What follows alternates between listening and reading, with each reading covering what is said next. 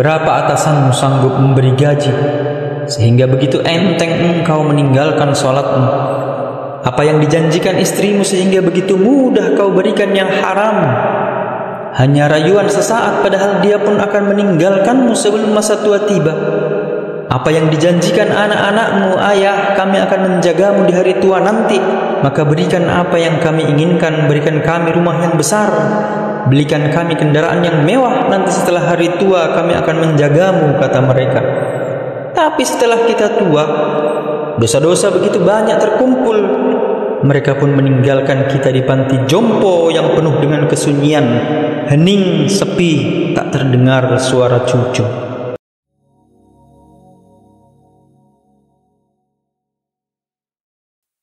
Innal hamdalillah nahmaduhu wa nasta'inuhu wa nastaghfiruh wa na'udzu billahi min shururi anfusina wa min sayyiati a'malina man yahdihillahu fala mudilla lahu wa man yudlilhu fala hadiya lahu. Ashhadu an la ilaha illallah wa ashhadu anna Muhammadan 'abduhu wa rasuluh. Allahumma salli wa sallim ala sayyidina Muhammad wa ala alihi wa ashabihi wa man tabi'ahum bi ihsanin ila yaumiddin. Qala Allah Ta'ala fil Qur'anil Karim, a'udzu billahi minasy syaithanir rajim. Ya ayyuhalladzina amanu taqullaha haqqa tuqatih wa la tamutunna illa wa antum muslimun. يا أيها الناس اتقوا ربكم الذي خلقكم من نفس واحدة وخلق منها زوجها وبث منهما رجالا كثيرا ونساء واتقوا الله الذي تساءلون به والأرحام إن الله كان عليكم رقيبا. يا أيها الذين آمنوا اتقوا الله وقولوا قولا سديدا يصلح لكم أعمالكم ويغفر لكم ذنوبكم ومن يطع الله ورسوله فقد فاز فوزا عظيما. أما بعد أوصيكم ونفسي بتقوى الله وطاعته لعلكم تفلحون. Hadirin jamaah Jumat yang insyaallah dimuliakan oleh Allah.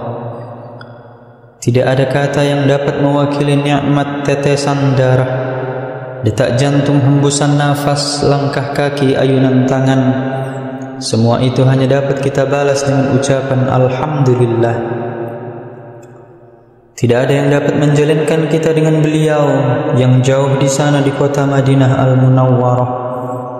Beliau tidak pernah melihat wajah kita, tapi beliau selalu memikirkan kita.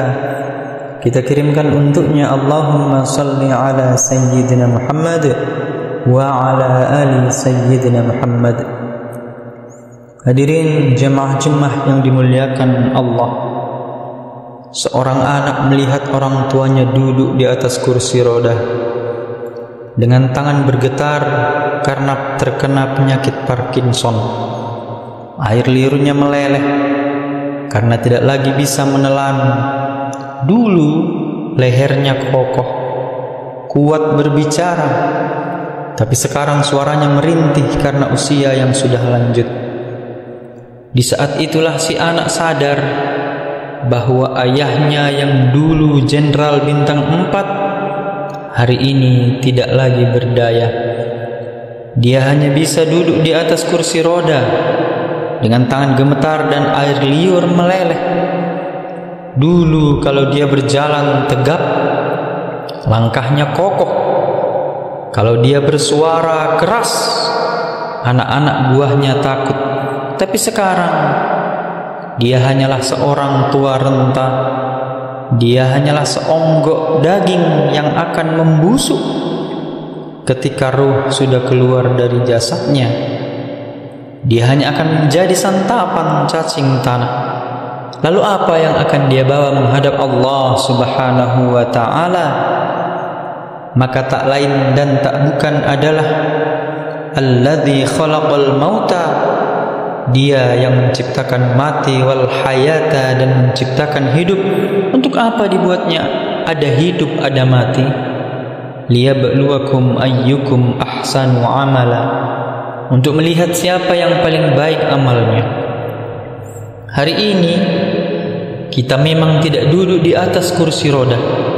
Hari ini kita sedang sehat walafiat, tapi banyak saudara kita di luar masjid sana yang dalam keadaan sehat walafiat, lebih sehat dari kita, tapi kenapa dia tidak bisa bersama kita hari ini?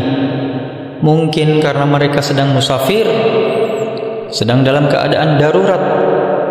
Allah membolehkan mereka untuk jamak takhir, untuk sholat duhur, tapi ternyata ada yang tidak musafir dan sehat walafiat. Kenapa mereka tidak bersama kita?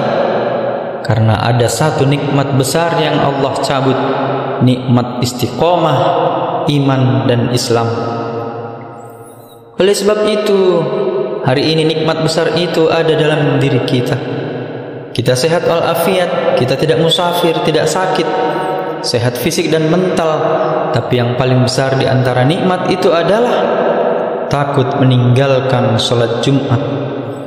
Man tarakal jum'ata thalatha marratin tahawunan, barang siapa yang meninggalkan salat Jumat 3 kali berturut-turut, tidak ada udzur syar'i karena menyepelekan perintah Allah, taba'allahu ala qalbi, Allah mengunci pintu hatinya, maka hidayah tidak lagi masuk ke dalam telinganya. Inilah azab di atas azab, karena azab itu pertama kali di dalam hati.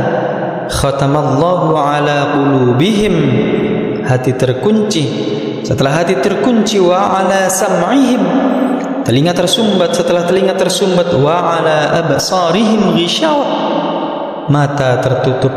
Kalau sudah telinga tersumbat, maka nasihat tak bermakna. Kalau sudah mata tertutup, segalanya yang dilihat tak lagi menjadi pelajaran. Itu semua berawal dari hati yang terkunci. Salah satu yang menyebabkan hati terkunci adalah meninggalkan salat Jumat tanpa uzur syar'i. Nikmat besar diberikan Allah. Hari ini kita bisa duduk bersama di dalam rumah Allah. Idza nudiya lis-salati min yaumil jum'ah, kalau dipanggil melaksanakan salat Jumat, fas'au ila zikrillah, maka bersegeralah menyambut panggilan Allah. Wadzarul bai', tinggalkan jual beli.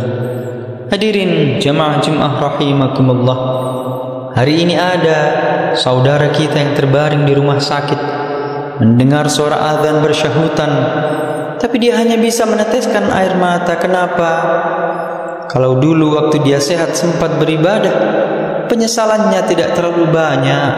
Tapi kalau di saat sehat tak sempat untuk menempelkan kening di lantai, tak sempat melangkahkan kaki ke rumah Allah, tak sempat mendengarkan khutbah, maka tak ada duka di atas duka. Air mata yang meleleh tak dapat mengembalikan masa lalu. Lam tarji'al ayyamil lati madat, yang lalu tak dapat diulang kembali. Penyesalan selalu datang di akhir perbuatan. Di saat itulah penyesalan itu tak lagi bermakna. Apa kata mereka ketika melihat azab Allah? Rabbana, ya Tuhan kami, abasarna, mata kami sudah melihat, wasami'na, telinga kami sudah mendengar suara tangisan, teriakan di dalam neraka. Farji'na, kembalikan kami ke dunia, na'mal salihah, kami ingin beramal soleh. Inna muqinun, kami yakin seyakin-yakinnya. Tapi saat itu penyesalan tak lagi bermakna, karena dunia tak mungkin utuh semula, karena semua sudah menjadi sunnatullah yang lampau tak lagi kembali. Idza as-samaa'u fatarat, langit terbelah. Wa idzal kawakibu tasarat, planet-planet bertabrakan. Wa idzal biharu fujirat, lautan diledakkan. Wa idzal quburu bu'sirat, semua yang dikubur dibangkitkan. Alimat nafsum ma qaddamat wa akhirat, disitulah orang baru sadar apa yang dulu pernah aku lakukan. Wa qadimna ila ma amilu min amalin, semua amal mereka kami tunjukkan. Ini amalmu, ini infakmu, ini wakafmu, ini sedekahmu, ini salawatmu, ini zikirmu. Tersenyum mata melihat amal, faman ya'mal mithqala dzarratin khairan yarah.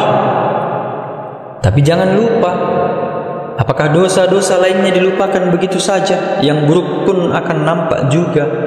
Faman ya'mal mithqala dzarratin syarran, sebesar ujung rambut, sebesar telapak kaki semut yang hitam di atas batu yang hitam di tengah malam yang kelam, di dalam samudra yang gelap, akan ditampakkan juga pada hari itu. Yauma tublas sarair, segala rahasia ditunjukkan dan mata akan melihat dengan penglihatan yang nyata. Mulut tak lagi bisa menjawab.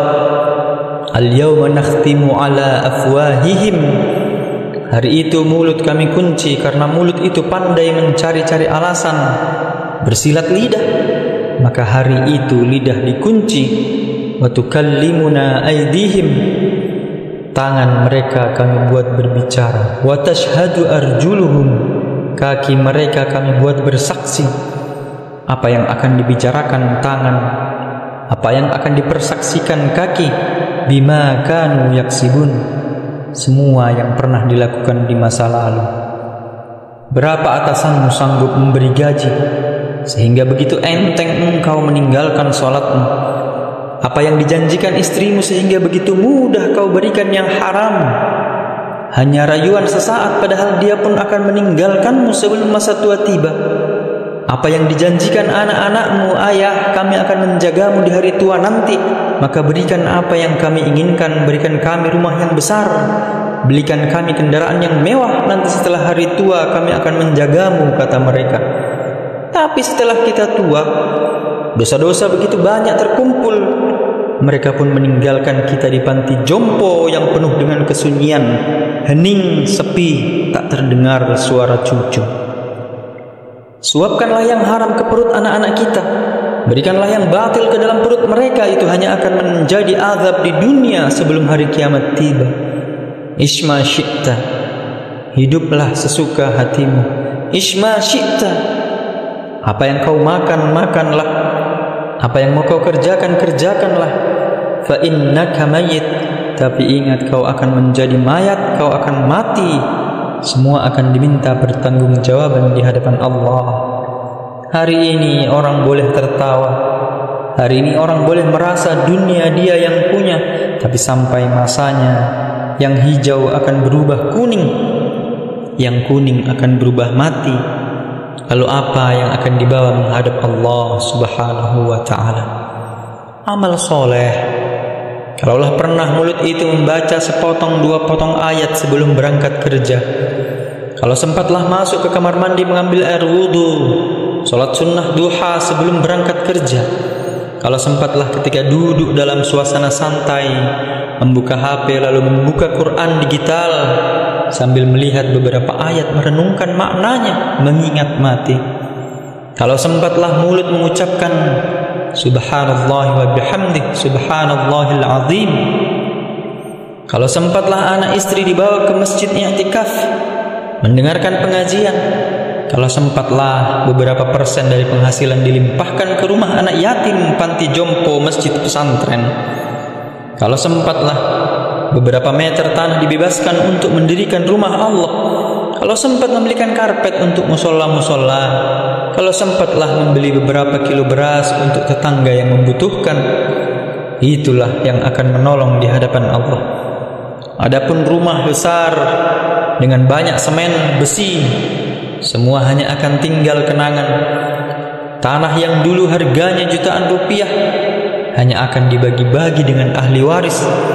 Lalu kita hanya membawa 3 helai kain tipis yang tidak berjahit, dan semua yang kita usahakan di dunia itu menjadi milik orang. Kalau dulu mereka kita didik dengan pendidikan yang baik, di tengah malam mereka bangun lalu menetes air matanya, lalu mereka berdoa, Rabbighfirli wali walidayya warhamhuma kama rabbayani saghira, seperti tetesan embun di tengah gurun Sahara yang panas.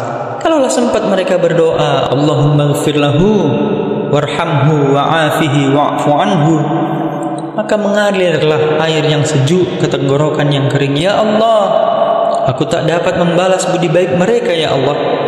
Mereka sudah mendahului aku, maka mengalirlah itu sebagai penyejuk semasa menunggu di alam barzakh, menunggu kiamat tiba.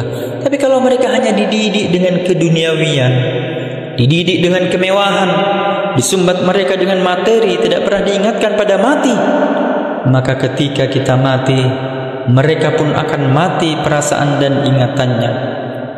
Idza matal insan, kalau manusia mati, inqata'a, dulu mungkin rajin membaca Quran berhenti pahalanya, dulu rajin tahajud berhenti pahalanya, tapi ada yang tetap mengalir. Di antara yang tetap mengalir itu adalah shadaqatun jariyah. Syurga adalah kenikmatan yang luar biasa, tapi dia tidak akan dimasuki oleh orang yang biasa-biasa, salat biasa, baca Quran biasa, zikir biasa.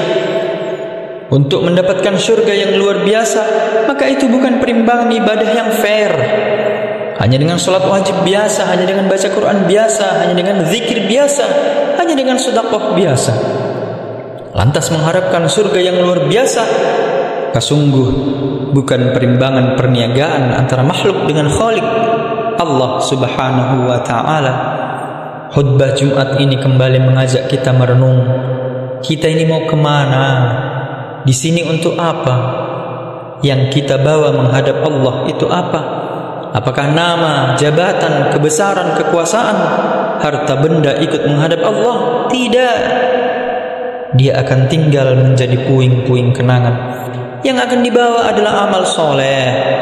Maka kita selalu berdoa setiap selesai wudu, Allahumma ja'alni minat tawabin waj'alni minal mutatahhirin, ditutup dengan waj'alni min ibadikas salihin.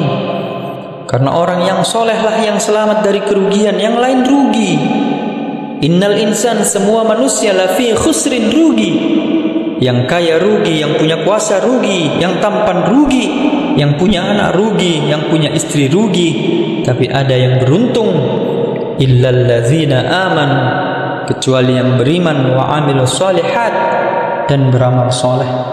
Itulah orang yang beruntung, karena dia akan hidup dalam kehidupan yang kekal abadi, membawa iman dan amal solehnya. Kalau sampai hari ini iman masih bersemayam di dalam diri kita, maka kita jaga dan kita berharap kepada Allah. Mudah-mudahan Allah menutup usia kita dengan husnul khatimah.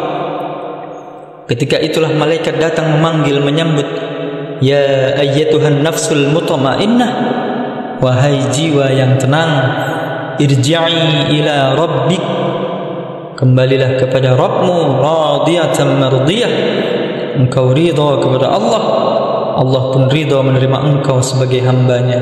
Fadkhuli fi ibadi, masuklah engkau ke dalam golongan hambaku. Fadkhuli jannati, masuklah engkau ke dalam surgaku. Saat itulah ruh keluar dari badan seperti tetesan air di hujung daun yang lembut menetes. Barakallahu li wa lakum fil Qur'anil azim, wa nafa'ani wa iyyakum bima fihi minal ayati wa dzikril hakim, wa taqabbala minni wa minkum tilawatahu innahu huwal ghafurur rahim.